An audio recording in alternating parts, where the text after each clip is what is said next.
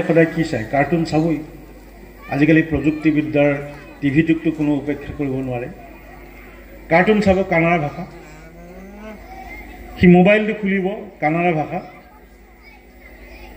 ৰাতি মাক দেউতাকে টিভি চাইছে কানাড়া ভাষা গতিকে ল'ৰাটো কেতিয়াও কানাড়াৰ পৰা আঁতৰি আহিব নোৱাৰে অসমত তাৰ ওলোটা ল'ৰাটো শুই উঠিলে মাক দেউতাকে ইংৰাজী 10টামান ভাষা কৈ পেলাই কিবা এটা ক'লে সি ওলাই আহিলে বাছবিলাকতে ইংৰাজী দোকানবিলাকৰ নাম ফলক ইংৰাজী স্কুলত গৈ ইংৰাজী পঢ়িলে স্কুলৰ পৰা আহি যেতিয়া ঘৰ পালে সি কাৰ্টুনখন মেলি ল'লে হয় হিন্দী নহয় ইংৰাজী ৰাতি মাকে টিভিত চিৰিয়েল চাই আছে হিন্দী সি অসমীয়া কেতিয়া হয়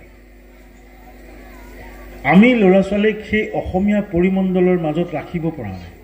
নমস্কাৰ পথৰু সমন্বয় গোষ্ঠী পথৰু উদ্যোগত যোৱা 8 জুলাইৰ পৰা গ্ৰীষ্মকালীন সংগীত কৰ্মশালা অনুষ্ঠিত কৰি অহা হৈছে এই কৰ্মশালাখনৰ আজি সামৰণি অনুষ্ঠান আৰু এই সামৰণি অনুষ্ঠানত মুখ্য অতিথি হিচাপে উপস্থিত থাকি ভাষণ প্ৰদান কৰে সাহিত্য একাডেমী বঁটা প্ৰাপক জয়ন্ত মাধৱ বৰাচাৰে নিৰ্দিষ্ট বক্তা হিচাপে উপস্থিত থাকে সাহিত্যিক তথা বিদ্যাভাৰতী মহাবিদ্যালয়ৰ সহযোগী অধ্যাপক ডক্টৰ দুলাল হাজৰিকা আৰু এই সমান্তৰালভাৱে এই সামৰণি অনুষ্ঠানত 50 গৰাকী প্ৰশিক্ষাৰ্থীয়ে কৰ্মশালাত অংশগ্ৰহণ কৰিছিল আৰু আজিৰ পৰ্যায়ক্ৰমে জ্যোতিপ্ৰসাদ আগৰৱালা বিষ্ণুপ্ৰসাদ ৰাভা ভূপেন হাজৰিকা পাৰ্বতী প্ৰসাদ বৰুৱা আদি স্বনামধন্য শিল্পীসকলৰ গীত পৰিৱেশন কৰে তাৰ সমান্তৰালভাৱে বৰগীত জিকিৰ ৰাষ্ট্ৰীয় সংগীত অসম সংগীত চিৰচেনেহী মোৰ ভাষা জননী চিৰিময়ী অসমী আদি শীৰ্ষক গীতসমূহ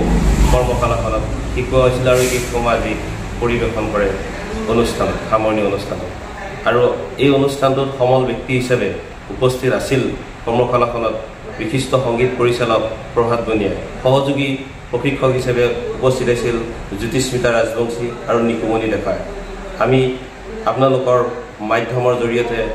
এই কৰ্মশালাখনত অংশগ্ৰহণ কৰা অৰ্ধ শতাধিক শিক্ষাৰ্থীয়ে অংশগ্ৰহণ কৰা শিক্ষাৰ্থীসকলক আমি শুভেচ্ছা জ্ঞাপন কৰিছোঁ তেওঁলোকৰ অনাগত